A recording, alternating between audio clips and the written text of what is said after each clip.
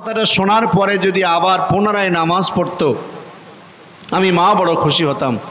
কিন্তু আমার ছেলেটা আমাকে চিনল না, শুধু আপনার ইবাদত করেই গেল। আল্লাহ, আমার এই সন্তানকে তুমি পৃথিবীর কোনো বেবিচারিণীর মুখ না দেখিয়ে আর তার সঙ্গে তার বেওজ্জতি না করিয়ে আল্লাহ তুমি তাকে মৃত্যু দেবে না।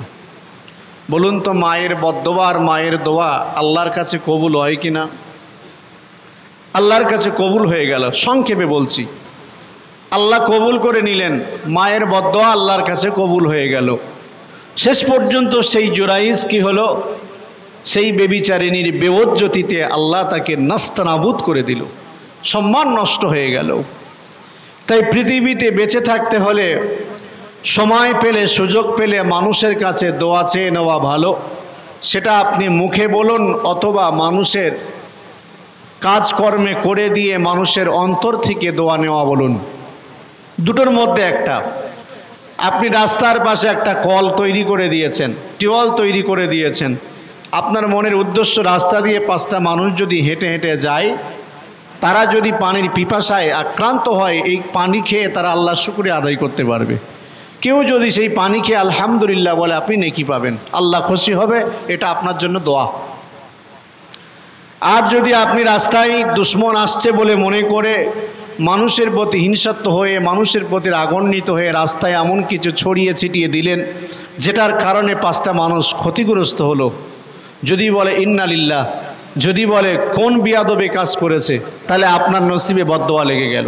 আপনি পারলে মানুষের কাছ থেকে দোয়া চান, আর যদি না পারেন, দোয়া না চাইতে পারলেও বদদোয়া করিয়ে নেওয়ার কোনো দরকার নেই। যদি আমরা করাই, যদি সেটা আল্লাহর কাছে মকবুল হয়ে যায়, তাহলে আমাদের নসিব কি ভালো হবে না খারাপ হবে? আল্লাহ আমাদের হেফাজত করুক, বলুন আল্লাহুম্মা আমিন। মহান আল্লাহ কোরআন শরীফের মধ্যে বলেন, ইয়াওমা তুওয়াল্লুনা মুদবিরিনা মা লাকুম মিনাল্লাহি মিন আসিম। আমি আল্লাহ, আমার ভয় হচ্ছে। কার ভয় হচ্ছে? একটু কথা বলেন বাবু, ভয় হচ্ছে কার? আল্লাহ বলছে আমার ভয় হচ্ছে। কেন?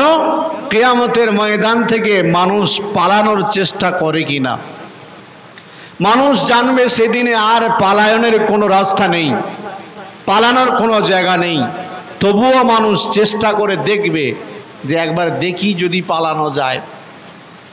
তাই আল্লাহ বলছে, দুনিয়াতে যদি কিয়ামতের ভালো কাজ দুনিয়াতে যদি করে যেতে পারো, পরকালে যদি তোমরা চাও আমি আল্লাহর নাজাত চাই, আল্লাহর জান্নাত চাই, আল্লাহর বেহেশত চাই, দুনিয়াতে বেঁচে থাকা অবস্থায় সেটাকে অর্জন করে নাও, তাহলে কিয়ামতের দিন আর পালানোর চিন্তা থাকবে না।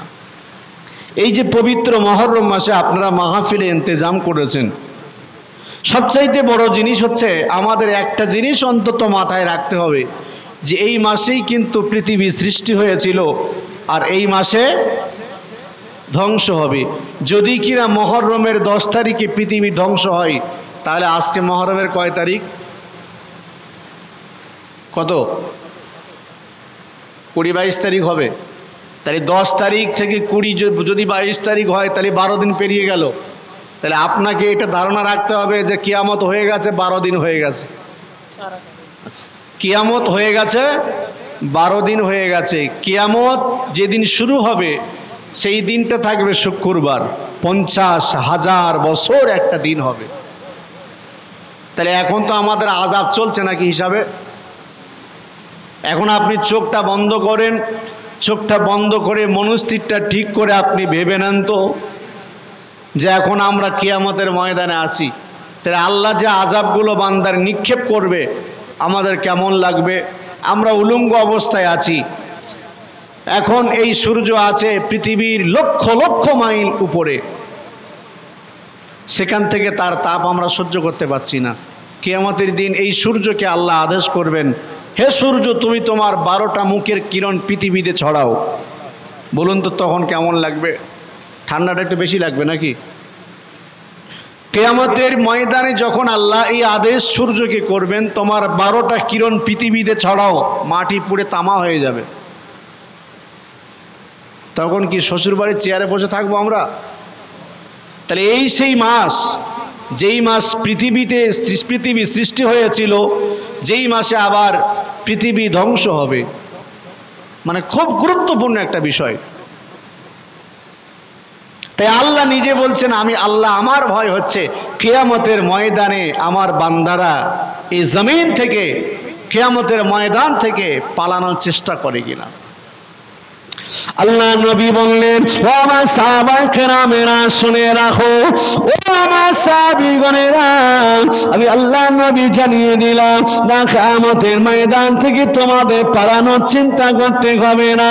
মা মিন বাইতিন ইল্লা ওয়া মালাকুল মাউতি ইয়াকিফু আলা বাবিহি ফি কুল্লি ইয়াউমিন খামসা। আল্লাহ নবী বললেন, প্রতিটি মানুষের ঘরের দরজায় গিয়ে গিয়ে মওত, প্রতিটি মানুষের দরজায় গিয়ে ফেরেশতারা বলতে থাকেন, বান্দা তৈয়া রাখো বান্দা, আর পৃথিবীতে তোমাকে বেশি দিন থাকা হবে না। বান্দা পৃথিবী থেকে বিদায় নেওয়ার জন্য তৈয়ার হয়ে যাও, আর দুনিয়াতে বেশি দিন তোমার থাকা হবে না। তোমার মওতটা নিকটবর্তী চলে এসেছে। বান্দা খুব তাড়াতাড়ি পৃথিবী গমন করতে হবে। নাপাক অবস্থায় থেকো না, নামাজ ছেড়ে দিও না, দাড়ি মুখ থেকে সরিও না, 5 ওয়াক্ত নামাজ আদায় করো, জুব্বাটা পরো, নবী সুন্নাত মুখে দাড়িটা রাখো, সর্বসময় আল্লাহ বাগের ইবাদতে মশগুল হও। জোরে বলুন। এখন ফেরেশতাদের এই কথা কি আমরা শুনতে পাই? কেউ শুনতে পাই না। যদি শুনতে পেতাম তাহলে মসজিদে আর জায়গা ধরতো না। আপনি বলুন তো, ফেরেশতারা যে আমাদের প্রতিদিন আমাদের বাড়িতে এসে বলে যাচ্ছে, হে আল্লাহর অমুক বান্দা, তোমার মৃত্যু আর বেশি দিন বাকি নেই, সুতরাং আল্লাহর সঙ্গে খুব তাড়াতাড়ি তোমার দিদার হবে, আমি এই সুসংবাদটা শোনাতে এসেছি। আপনারা বলুন তো, মৃত্যুর সংবাদ সুসংবাদ না দুঃসংবাদ আমাদের কাছে? কি মৃত্যুর সংবাদ আমাদের কাছে ভালো না খুব কষ্টদায়ক?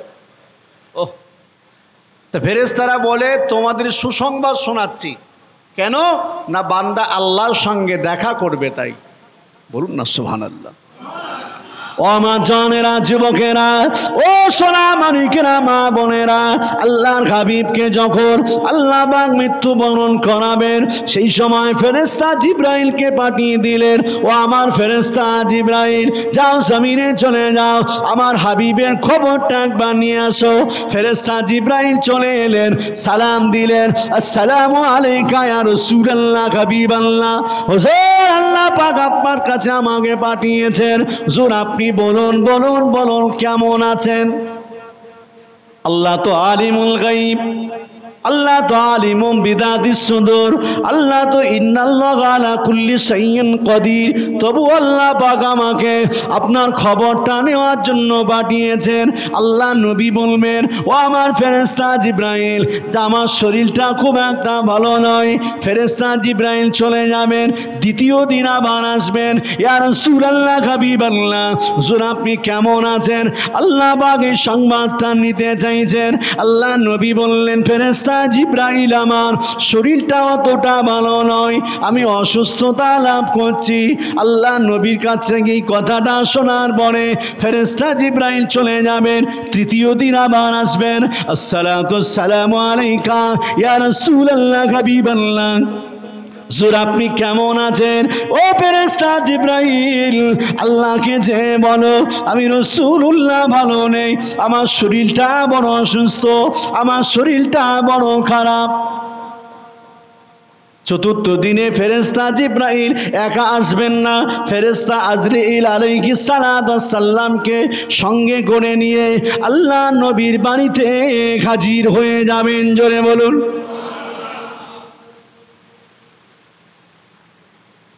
আল্লাহ নবী সালামের জবাব দিয়ে বলবেন, ও ও ফেরেশতা জিবরাইল, কি ব্যাপার সঙ্গে আবার কাকে নিয়ে এসেছো? সঙ্গে ফেরেশতা আজরাইলকে কেন নিয়ে এসেছো? ফেরেশতা জিবরাইল আমিন আলাইহিস সালাতু ওয়াস সালাম একটা কথা সেই দিনে বলবেন, ইয়া রাসূলুল্লাহ হাবিবাল্লাহ, হুজুর উনি এসেছেন, ওনার কাছ থেকে শুনুন কি খবর। ফেরেশতা আজরাইল, ইয়া রাসূলুল্লাহ হাবিবাল্লাহ, হুজুর বেয়াদবি মাফ করুন, আল্লাহ পাক আপনার সাক্ষাতের জন্য আল্লাহ পাক তিনি ইন্তজারে আছেন। জোরে বলুন সুবহানাল্লাহ। তাহলে আল্লাহর সঙ্গে সাক্ষাৎ করবেন কে? আমাদের প্রিয় নবী। নবীকে ফেরেশতা আজরাইল বললেন, ইয়া রাসূলুল্লাহ, ইয়া হাবিবাল্লাহ, আল্লাহ আপনার সাক্ষাতের জন্য ইন্তজার, অপেক্ষায় আছে। ও জওয়ানেরা, যুবকেরা, সোনামানিকেরা, মা বোনেরা, এই কথাটা শুনবার পরে আল্লাহ নবীর অন্তরের মধ্যে দয়া সৃষ্টি হয়ে যাবেন, মায়া সৃষ্টি হয়ে যাবেন। ও ফেরেশতা আজরাইল, আল্লাহ পাক যখন আমার দিদারের জন্য অপেক্ষা করছে, আমি রাসূলুল্লাহ আর পৃথিবীতে আর বেঁচে থাকতে চাই না, এক সেকেন্ডের জন্য না, আমি পৃথিবীতে নবী আর থাকবো। ফেরেশতা আজরাইল, চলো চলো, আল্লাহ পাকের কাছে আমাকে নিয়ে চলো, আমি রাসূলুল্লাহ আল্লাহর সঙ্গে দিদার করতে চাই। জোরে বলো সুবহানাল্লাহ। একটা মানুষ ধরুন জীবনে কোনো অন্যায় করিনি, সে জানে তার দ্বারাই কোনো অন্যায় কাজ হয়নি, গ্রামের কেউ তাকে তুই তুই করে কথা বলে না। গ্রামের যত বিশিষ্ট ব্যক্তি আছেন, সম্মানীয় ব্যক্তি আছেন, কেউ তাকে তুই বলে ডাকে না। বিশিষ্ট সমাজসেবী যত বড় বড় নেতারা আছে, কেউ তাকে অসম্মান করে কথা বলে না। আপনি বলুন, পুলিশ যদি এসে বলে আপনাকে একটু থানায় যেতে হবে, উনি কি ভয় করবে নাকি নির্দ্বিধাবোধে তিনি চলে যাবেন? কথাটা একটু ভেবে বলবেন। উনি কি কোনো ভয় টয় পাবেন নাকি বলবেন চলুন, আমাকে থানায় ডেকেছে, আপনারা নিতে এসেছেন, চলুন আমি যাব? তিনি কি ভয় পাবেন না স্বেচ্ছায় যাবেন? আর স্বেচ্ছায় যাবেন কেন আর ভয় পাবেন না কেন? ভয় এই কারণে পাবে না, তার দ্বারাই কোনো অসামাজিক কাজ, চুরি ডাকাতি, খুন খারাপি, মানুষের প্রতি অত্যাচার, লুটে পড়া, মানুষের প্রতি অত্যাচার, অবিচারকমূলক কাজ, কোনো অন্যায় কাজ তার দ্বারা হয়নি, সেই কারণে বুক ফুলিয়ে বলবে চলুন, নাকি? ও সোনা মানিকেরা, জওয়ানেরা, যুবকেরা, আমি আমার ছোট্ট মেধা বেগে আমি চিন্তা ভাবনা করে দেখলাম, কেন আল্লাহ নবী বলেছিলেন, ও ফেরেশতা আজরাইল, আজকে আমার মওত হবে, আল্লাহ পাক তোমাকে পাঠিয়েছে, যদি আমি আজকে না তোমার সঙ্গে যাই তাহলে আমার কি কোনোদিন মওত হবে না? না ইয়া রাসূলুল্লাহ হাবিবাল্লাহ, আপনি যতদিন পারেন কিয়ামত পর্যন্ত থাকতে পারেন, আল্লাহ পাক আপনাকে আর ডাকবে না। আল্লাহ নবীকে শোনানো হলো, ইয়া রাসূলুল্লাহ হাবিবাল্লাহ, আল্লাহ পাক কিন্তু আপনার ইন্তজারে আছে। আল্লাহ জানিয়ে দিলেন, আমার ফেরেশতা, আমার বান্দা, আমার মুহাম্মদ, আমার রাসূলুল্লাহ যদি আসতে না চায়, বেয়াদবি করবে না, সসম্মানে তাকে রেখে আসবে, তবে তাকে একটা কথা শোনাবে, আল্লাহ পাক তোমার ইন্তজারে আছে। জোরে বলুন। তাই পৃথিবীতে যারা গুনার কাজ করে, অবৈধ কাজ করে, হারাম কাজ করে, চুরি করে, ডাকাতি করে, মার্ডার করে, পরের মাল আত্মসাৎ করে, মানুষের গীবত গিল্লা করে, পরনিন্দা পরচর্চা করে, মদ গাঁজা খায়, মানুষের হক মেরে খায়, এই সমস্ত মানুষগুলোর জন্য যখন ফেরেশতা আজরাইল যখন কবজ করার জন্য আসবে, কেঁদে কেঁদে কেঁদে কেঁদে সারা হয়ে যাবে। ফেরেশতা আজরাইল একেবারে জাহান কবজ করবে না, প্রথমে এসে আপনাকে ভয় দেখাবে, প্রথমে এসে আপনার জীবনটাকে সংকট করে দেবে, প্রথমে এসে আপনার জীবনটা সংকট করে দেবার পরে বিভিন্ন কষ্ট দেবে, বিভিন্ন আযাব দেবে, বিভিন্ন যন্ত্রণা দেবে, তবে আস্তে আস্তে আস্তে আস্তে জাহানখানা ছিঁড়ে নিয়ে আমার আপনার জবান থেকে, আমার আপনার চক্ষু থেকে, আমার আপনার হাত পা থেকে, আমার আপনার কলিজাখানা ছিঁড়ে নিয়ে যাবে। বলুন তো আমরা কি তখন ফেরেশতা আজরাইলকে বলবো ভাই তাড়াতাড়ি নিয়ে চলো, অত লেট করো না? না। এমনকি আমাদের মৃত্যুর পরে আমাদের যখন মওত হয়ে যাবে, মওত হয়ে যাওয়ার পরে মানুষেরা যখন কান্নাকাটি করবে, তখনই আমরা মনে মনে ভাববো আহারে দুনিয়ার বুকে আমাকে কে কতটা ভালোবাসে, আমাকে মহব্বত করে, আজকে পরীক্ষা হবে, আমাকে গোসল দেওয়া হয়ে গেল, খাটিয়ায় তোলানো হলো, জামা পরানো হলো, চিল্লা চিল্লি করে বলতে থাকবো ও আল্লাহ পাকের বান্দা আমাকে কোথায় নিয়ে যাবে বলে সাদা রেশমি কাপড়টা পরাচ্ছ, আমাকে রঙিন কাপড় পরাও, সাদা কাপড়টা আমাকে পরিও না, এই কাপড়টা আমার সুবিধা মনে হচ্ছে না। যখন চারজনের ঘাড়েতে ওঠে আমাকে আপনাকে গন্তব্যস্থানে নিয়ে যাবে, কবরের স্থানে নিয়ে যাবে, চিল্লা চিল্লি করব, কান্নাকাটি করব, ও আমার প্রতিবেশী, ও আমার রক্তের সঙ্গে সম্পর্ক, ও আমার ছেলেরা মেয়েরা নাতিরা পোতারা, তোমরা আমাকে কোথায় নিয়ে যাচ্ছ? আমাকে জমিন থেকে তাড়িয়ে দিও না, আমাকে অন্য কোথাও রেখে এসো না, নতুন কোনো জগতে আমি যেতে রাজি নই, আমি তোমাদের সঙ্গে থাকতে চাই। দুনিয়াতে তোমাদের জন্য কত কষ্ট করেছি, তোমাদের জন্য মাথার ঘাম পায়ে ফেলে সঞ্চয় করেছি পয়সা, তোমাদের কত উপকার করেছি, নতুন কোন জগতে আমাকে রেখে এসো না। মানে শুরু থেকে আর ফেরেশতা আসা আগ পর্যন্ত শুধু আফসোস আর আফসোস। একদিকে যেমন আমার আফসোস, অপরদিকে আমাদের আহলে পরিবার, বাপ মা ছেলে মেয়ে বিবি যে যেখানে আছে আত্মীয় স্বজন সকলের আফসোস। কিন্তু মরণের ভয় করলো না, মরণের চিন্তা করলো না, মরে যেতে হবে, কবরে যেতে হবে, আল্লাহর কাছে পৌঁছে যেতে হবে, এই চিন্তাটা কারা করলো না? দুনিয়ায় যাদের কোনো অন্যায় নাই, দুনিয়ায় যাদের কোনো পাপ নাই, দুনিয়ায় যাদের কোনো অশ্লীল কাজ নাই, দুনিয়াতে মানুষের হক মারার কোনো কাজ নাই, এক কথা অপরাধের জগতে যারা ছিল না, পরজগতে তাদের জন্য রয়েছে জান্নাত, পরকালে তাদের জন্য রয়েছে আমার আল্লাহ পাকের সুন্দর সুন্দর নিদর্শনীয় জায়গা। বলুন সুবহানাল্লাহ। এখন আমাকে আপনাকে যদি কেউ বলে চলো আল্লাহ তোমার সঙ্গে দেখা করবে, মানে মরতে হবে তো, নাকি মরতে হবে তো? এরা আমরা কি বলবো ভাই আল্লাহ আমার সঙ্গে দেখা করবে, তাহলে চলো। হে ফেরেশতা আজরাইল, তুমি আল্লাহর কাছে আমাকে নিতে এসেছো, ও কি মাথায় করে নিয়ে যাবে? মাথায় করে নিয়ে যাবে, কলিজা ছিঁড়ে নিয়ে যাবে। আচ্ছা বলুন তো আমাদের কি আনন্দ হবে নাকি আমরা কষ্ট পাবো? আনন্দের কোনো জায়গা নেই, কেন সেই কাজ আমরা করি না। ও জনেরা, যুবকেরা, সোনামানিকেরা, মা বোনেরা, আল্লাহ নবী রেখে যাবে একটা মনে কথা আমি আজকে আপনাদের বলবো। তবে আমলে অনেকজনের কাজ নাও হতে পারে। যে সময় আল্লাহ নবী বললেন ফেরেশতা আজরাইল আমি মরণের কষ্টটা একটু জানতে চাই, মরণের কষ্টটা আমি বুঝতে চাই, ও ফেরেশতা আজরাইল আমাকে একটু কষ্টটা বোঝাও, আমি রাসূলুল্লাহ মরণের কষ্টটা জানতে চাই।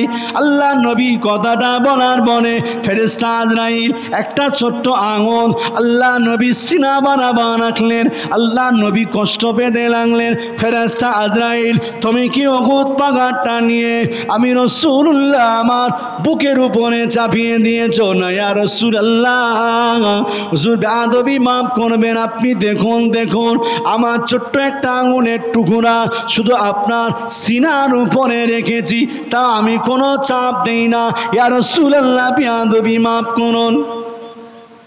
আল্লাহ নবী বললেন ফেরেশতা আজরাইল বলো বলো, যদি আমার এতটা কষ্ট হয় এই সামান্য একটা আঙুল আমার সিনার উপরে সামান্য ঠেকিয়ে দেওয়ার কারণে যদি আমি রাসূলুল্লাহ এত কষ্ট পাই, আমার গুনাহগার উম্মতের মৃত্যুটা কেমন হবে, আমার গুনাহগার উম্মতের মৃত্যুর কষ্টটা কেমন হবে? ইয়া রাসূলুল্লাহ হাবিবাল্লাহ হুজুর আমি বলতে পারবো না, তবে ছোট্ট করে বলতে পারি ইয়া রাসূলুল্লাহ হাবিবাল্লাহ, এক আঙুল ঠিক পড়ে যদি একটা মানুষ জীবদ্দশায় তার চামড়াটা যদি আস্তে আস্তে আস্তে আস্তে মাথা থেকে পা পর্যন্ত টেনে টেনে টেনে টেনে টেনে টেনে ছালটা ছাড়িয়ে নেওয়া হয়, যতটা কষ্ট হবে আপনার উম্মতের মৃত্যুটা ঠিক ততটাই কষ্ট হবে। আল্লাহ নবী চোখ দিয়ে দাঁড় দাঁড় করে পানি গড়াতে লাগলো।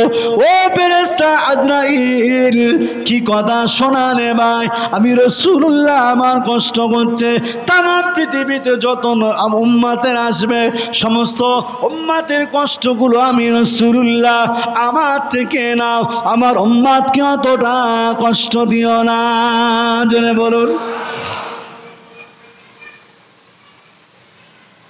যেই নবী কষ্ট পাওয়ার পরেই কথা বলতে পারে, সেই নবীকে যত সময় আপনি অন্তর থেকে না ভালোবাসবেন, পছন্দ করবেন, তত সময় আপনি মোমেন হতে পারবেন না।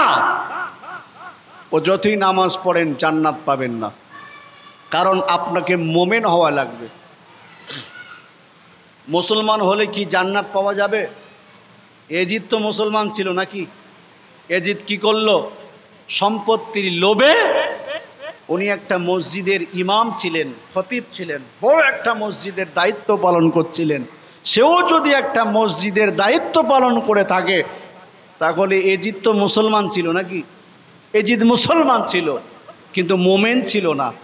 মুসলমান আর মোমেনের মধ্যে আকাশ পাতাল ফেরা। মুসলমান কাকে বলে? মুসলমান মানে কি বাবু? মুসলমান কাকে বলে? আমরা মুসলমান তো নাকি? তো মুসলমান কাকে বলে? আপনাকে যদি কেউ জিজ্ঞাসা করে যে মুসলমান কাকে বলে,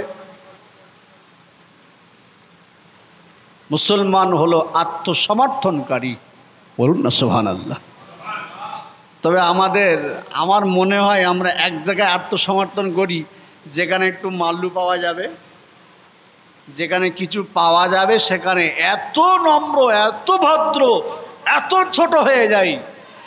আমার মনে হয় ওই জায়গায় আমরা আত্মসমর্থনকারী, বাকি কোথাও আমাদের দেখা যায় না। নামাজে এসে দেখুন না, নিয়ত বাচ্চা ঢেকুর তুলছেন, এইভাবে দাঁড়িয়ে আসবে যেন উনি এক বিরাট কিছু। আল্লাহ চাই বান্দা আমার সামনে দাঁড়াবে, ভদ্রতার সঙ্গে দাঁড়াবে। বান্দা যখন আমার সামনে দাঁড়াবে, বান্দার জীবনের যত ইবাদত যাই করুক না কেন, সমস্ত ইবাদতের পূর্বে একটা কথা আগে বান্দা স্মরণ করবে। কি বলুন তো? যে আমি কার সামনে, কথা বলেন, কার সামনে দাঁড়িয়েছি। অনেক মানুষ দেখবেন ছুটে এসে নিয়ত বাঁধে, তাই না? ছুটে এসে নিয়ত বাঁধছে। আপনাকে ছুটতে কে বলল? জামাত হয়ে গেছে, যাক, জামাত এক রেখাত ছেড়ে গেছে, যাক, ছুটে এসে নিয়ত বাঁধবেন না। মনে মনে ভাবছেন হয়তো জামাতটা ছেড়ে গেল, মানুষ সব ছেড়ে গেল। না, আপনি যখন ছুটে ছুটে আসবেন তখন কার সামনে দাঁড়াচ্ছেন এটা আপনার খেয়াল থাকবে না। যদি ভাত আপনার সামনে আসে, খাবার পূর্বে দোয়া বলার জন্যে মন মানসিকতা আপনাকে আগে তৈরি করতে হবে। সেটা যদি না তৈরি করতে পারেন তাহলে দোয়া বলতে পারবেন না। সামনে এসেছে, কে রান্না করেছে, কি রান্না করেছে, কি দিয়ে ভাত দিয়েছে, এই চিন্তা ভাবনা করতে করতে আপনার খাওয়া শেষ। তাহলে প্রথমে যে দোয়াটা ছিল সে দোয়াটার হলো না। তাই মুসলমান হচ্ছে আত্মসমর্থনকারী। মুসলমান আত্মসমর্থন করবে কার কাছে? আল্লাহর কাছে। আর এই মসজিদের খতিব কি করলো? নবীর গোটা বংশকে রক্তাক্ত করে দিল, জাহানটা শেষ করে দিয়ে নিজে ক্ষমতায় থাকতে চেয়েছিল। বলুন তো, জোর জবরদস্তি করে ক্ষমতা কেউ যদি দখল করে, সেটা কি বেশি দিন টিকিয়ে রাখা যাবে? না। কেউ যদি হারাম খায়, খেতে খেতে খেতে খেতে খুব বাড়ে, দেখবেন হারাম খেতে খেতে খেতে খেতে খুব বাড়তে বাড়তে অনেক টাকা রোজগার যখন করে ফেলবে, বিল্ডিং বালাখানা করে ফেলবে, হঠাৎ মৃত্যুবরণ করবে। এই জীবনতলা থানার ভিতরে একজন ছিল, আমি নাম বলবো না। জীবনতলা থানার ভিতরে একজন ছিল, আপনারা নিশ্চয়ই তাকে চেনেন, কিন্তু নাম বলবো না। আমি শুধু যতটুকু লাগবে ততটুকু বলছি, মানে যেটা আমাদের প্রয়োজন। বহু টাকা রোজগার করেছে, সুদ ঘুষ জেনা ব্যভিচার, মানে কোনো হারাম কাজ তার বাকি নেই। রাস্তা দিয়ে যখন যাবে, কে আসছে পেছনে, সামনে দিয়ে কে আসছে এটা সে দেখে না, মানে সে তার মতো যায়। কার ধাক্কা লাগলো, কারে পেছনে লাগলো, কে পড়ে গেল, কে মরে গেল দেখে না। এত হারাম টাকা রোজগার করেছে। আমি যখন শুনেছি তার জীবদ্দশায় বেঁচে আছে তখন, তো আমি এটাই ভেবেছিলাম রাসূলুল্লাহর হাদিস অনুযায়ী যে পৃথিবীতে বেশি দিন থাকবে না, কারণ ও সম্পদের লোভে পড়ে গেছে। তো এজিদ পড়েছিল সম্পদের লোভে, হুসাইনকে মেরে সম্পদ লুটে নেবে, দেশ দখল করে নেবে, দাদাগিরি করবে, অত সহজ? তো সেই ব্যক্তিটাকে তার বাড়ির পরিবার শেষ করে ফেললো, সংক্ষেপে বলে দিলাম। তাহলে এত কিছু সম্পদ সঞ্চয় করার পরেও আরাম আয়েশ বেশি দিন করতে পারলো না। তাই জোর জবরদস্তি করে পৃথিবীতে যারা যেই কাজ করুক না কেন বেশি দিনের জন্যে না। তার বাস্তব প্রমাণ এই পবিত্র মুহররম মাস। বলুন না সুবহানাল্লাহ। আল্লাহ পাকে নবী বললেন, ও ফেরেশতা আজরাইল, যদি আমার জাহান কবজের সময় তো কষ্ট হয়, আমার উম্মতের কত কষ্ট হবে। ইয়া রাসূলুল্লাহ, হাবিবাল্লাহ, এই কষ্টটা আমি আপনাকে শোনালাম, এবং আপনার উম্মতেরা তো ভিন্ন ভিন্ন, কেউ একই নয়, সবাই একই নয়, সবাই আলাদা আলাদা।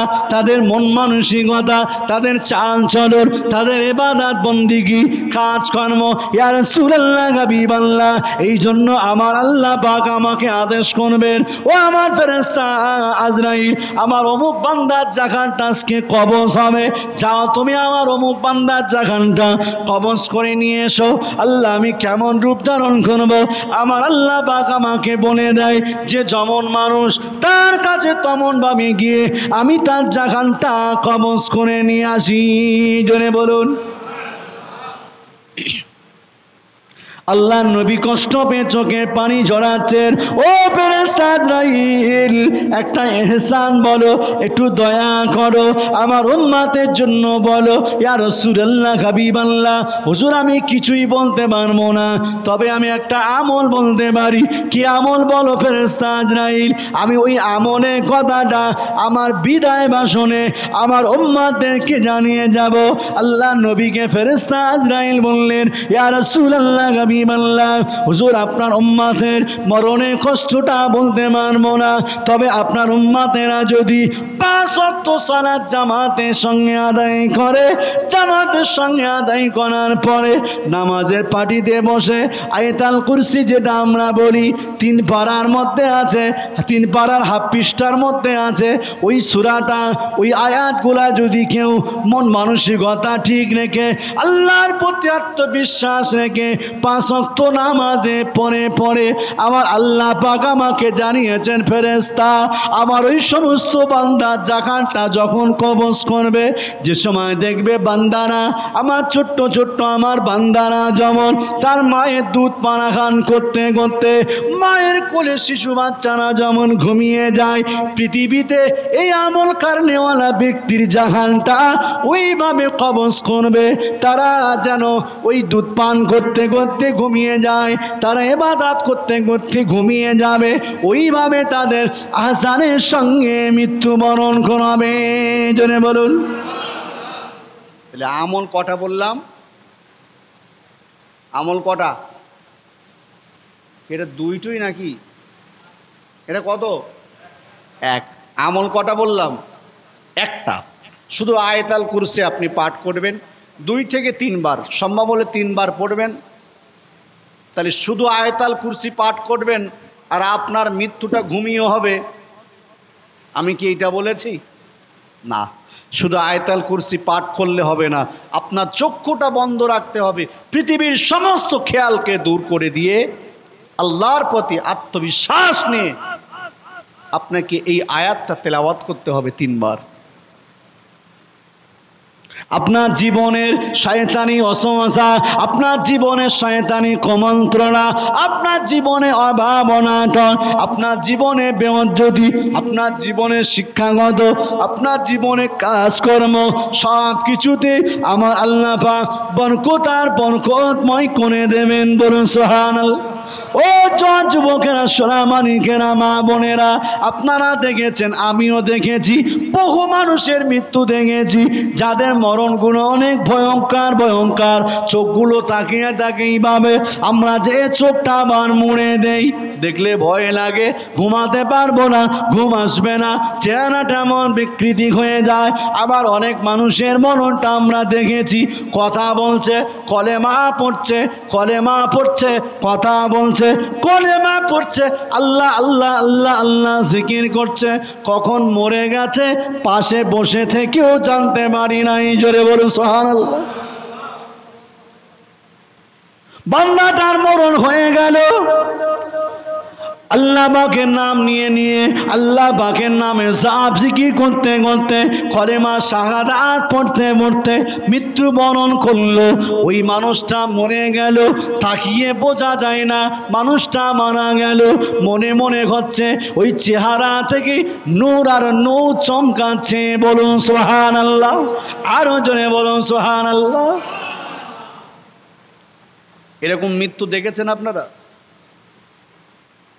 আমি বহু মানুষের মৃত্যু দেখেছি, কিছু সংখ্যক মানুষের মৃত্যু দেখেছি যাদের চরিত্রের সঙ্গে মৃত্যুর গঠনের মিল আছে, যে তারা ইবাদত করেছে, ভালো কাজ করেছে, সবসময় ভালো কাজ ছাড়া খারাপ কাজের দিকে যেতনি, তাদের মৃত্যুগুলো হয়েছে আহসানের সঙ্গে, এবং মনে হচ্ছে তারা হাসছে, তারা কিছু বলতে চাইছে, মনে হচ্ছে তাদের মুখ থেকে নূর চমকাচ্ছে। বলুন না সুবহানাল্লাহ। আর একটা আমল আছে, আল্লাহ নবী বললেন, ও আমার উম্মতেরা শুনে রাখো, আমি রাসূলুল্লাহ জানিয়ে দিলাম, নবী আদম থেকে নিয়ে আমি রাসূলুল্লাহ পর্যন্ত পৃথিবীতে দ্বীন ইসলাম প্রতিষ্ঠিতর জন্যে আমার আল্লাহ পাক যত নবী রাসূলকে পাঠিয়েছিলেন, সমস্ত নবী রাসূল যত ইবাদত করুক না কেন, একটা ইবাদত সমস্ত নবীরা করেছে, সেইটা হলো চতুর্থ কলেমা তাওহীদ, লা ইলাহা ইল্লাল্লাহু ওয়াহদাহু লা শারীকা লাহু লাহুল মুলকু ওয়া লাহুল হামদু ওয়া হুয়া আলা কুল্লি শাইইন কাদির। জোরে বলুন সুবহানাল্লাহ। এই দুটো আমলের কথা বলে গেলাম, নিয়মিত করে দেখবেন তো, যদি না হয় আমার ফোন নাম্বার নিয়ে ফোন করবেন। যদি নিয়ে কাজ না হয়, এখন আপনি বলছেন হুজুর কোন কাজের কথা বলছেন, সেটাও তো ক্লিয়ার করতে হবে। আপনি পড়ছেন, আপনার মনে আনন্দ আসবে, আপনি পড়ছেন, আপনার মনে ধিক্কার আসবে, হ্যাঁ এত বড় সূরা পড়া যায় নাকি, কি আমল দিল, দুদিন পরে আর পড়লেন না, কাজ হবে? আর যদিও আপনি পড়তেই থাকেন, কিন্তু মনের মধ্যে একটা ধিক্কার আছে যে আমি কখন শেষ করব, কখন শেষ করব। আল্লাহওয়ালা মানুষ যারা, তারা ইবাদত পেলে খুশি হয়, আর মুনাফিক যারা, তারা ইবাদত পেলে অসন্তুষ্ট হয়, শুধু মানুষকে দেখানোর জন্য নামাজ পড়তে আসে। আপনি বলুন তো মুনাফিক কারা? মুনাফিক কারা হয় বলুন তো? মুনাফিক হয় শিক্ষিত মানুষ, জ্ঞানীগুণী মানুষ, জাননেওয়ালা মানুষ। মুনাফিক কি যে সে হতে পারবে? ও কিছুই জানে না, মুনাফিক করবে কি করে? ও কিছুই জানে না, মুনাফিকি করবে কি করে? নবী মুনাফিক থেকে আমাদেরকে হেফাজত হতে বললেন, দূরে সরে থাকতে বললেন। কেন? ওদের ফাঁদগুলো অনেক বড়। কিছু কিছু জায়গায় দেখবেন ইমামকে তাড়ানোর জন্যে কিছু জাননেওয়ালা ব্যক্তিরা পেছনে লাগে তো। সামান্য আমাদের নিকটতম দাদা হুজুর পীর কেবলা রহমতুল্লাহ আলাইহি বলেছেন যে সাহাবায়ে কেরামদের ভিতরে মতনৈক্য ছিল, সাহাবাদের ভিতরে মতনৈক্য ছিল। তো সাহাবা কারা? যারা পৃথিবীতে জীবদ্দশায় আমার রাসূলকে দেখেছেন, এরা সাহাবা।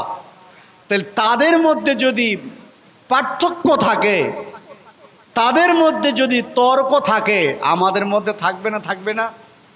সাহাবারা কোথায় আর আমরা কোথায়? কেন এইটাকে নিয়ে কেউ যদি মুনাফেকি করে, চাল তৈরি করে, ইমাম সাহেবকে কিভাবে তাড়ানো যায় তার ফন্তা তৈরি করে, এই মুনাফেকরা পৃথিবীর বিভিন্ন বড় বড় স্থানে তারা সম্মানিত। আমি একজন এলাকার দাতা, এলাকার একজন দাদা, এলাকার একজন শক্তিশালী, এলাকার একজন দায়িত্বশীল ব্যক্তি, সম্মানীয় ব্যক্তি।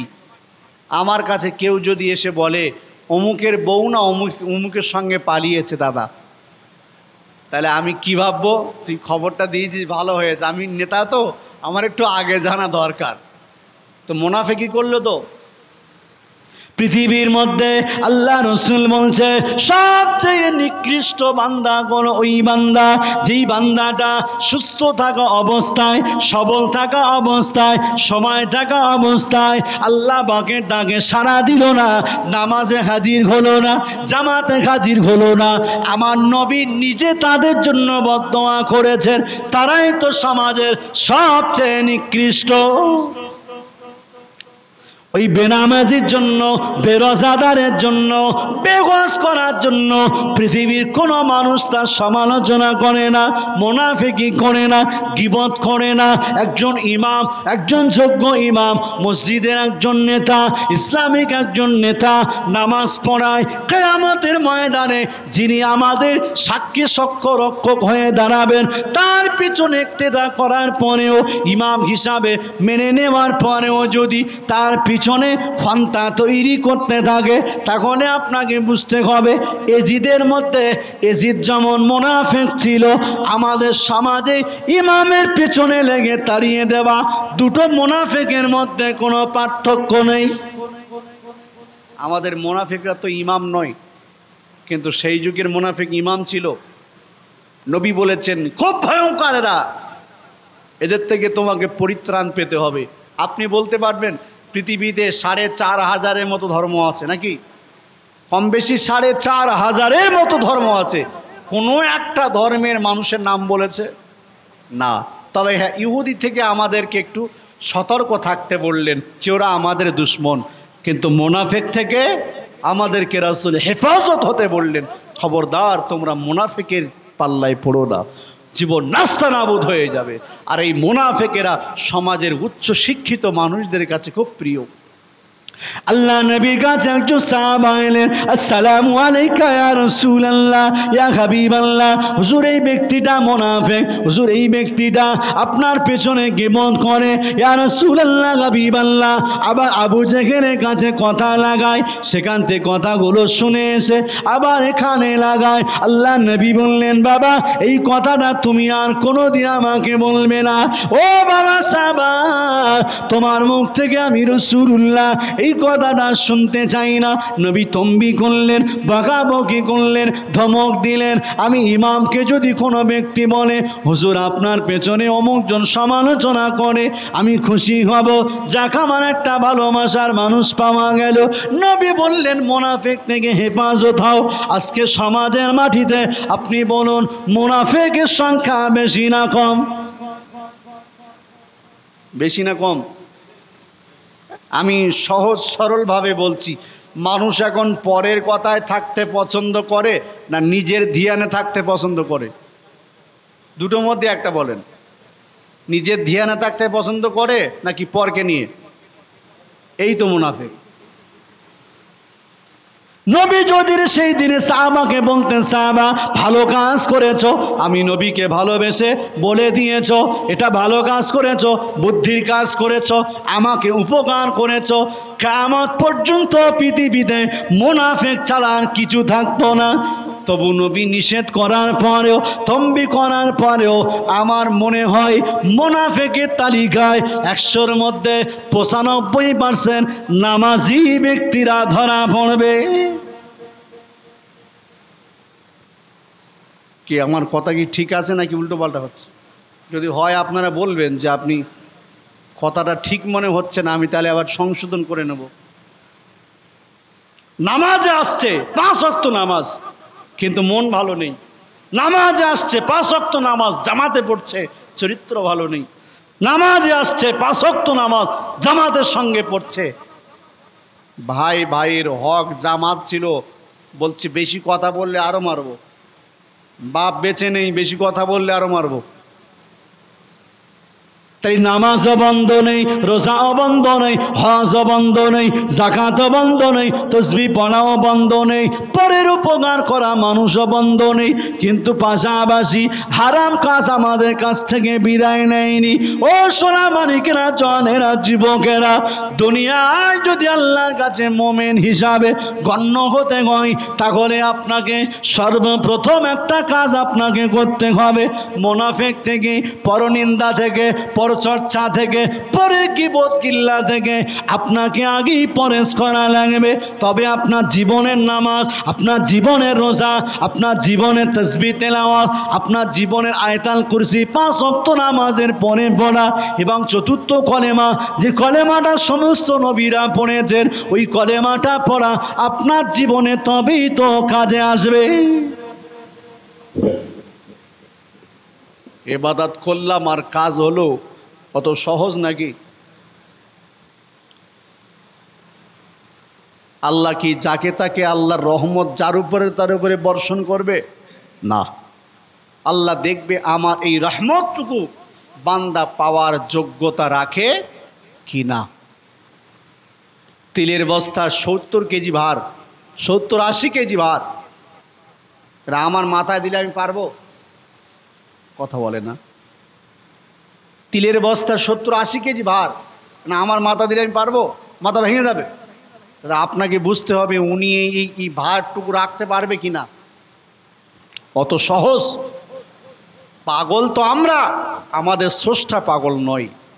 তিনি জানেন এই রহমতটুকু পাওয়ার যোগ্যতা কার আছে আর কার নেই। কে আমার এই রহমতের সম্মান দিতে পারবে, কে আমার এই রহমতের ইজ্জত করতে পারবে, কে আমার এই রহমত পাওয়ার পরে আমার শুকরগুজার বান্দাদের দলভুক্ত হবে। জুড়ে বলুন। আমি আজ